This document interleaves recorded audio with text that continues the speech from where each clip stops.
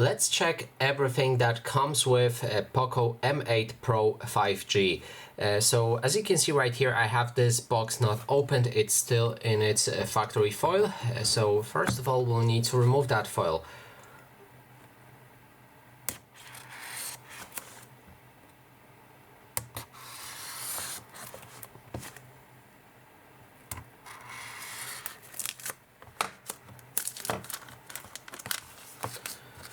Alright, now we can remove the top lid of that box to find everything inside. So as you can see right here, there's a standard cardboard that probably contains all of the items. Let's check those items first and then we'll be able to check the phone. So here in this box, we'll be able to find, oh, it opens right here actually,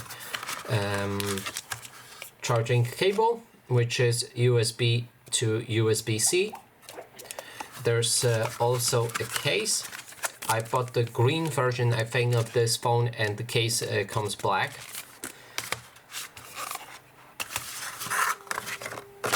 So now let's grab our phone, and yep, I bought the green version, and as you can see, the case is black, so you won't notice that much of a color on it. Anyway, the phone itself, it looks pretty cool. It's green, and it does come with the screen protection as well.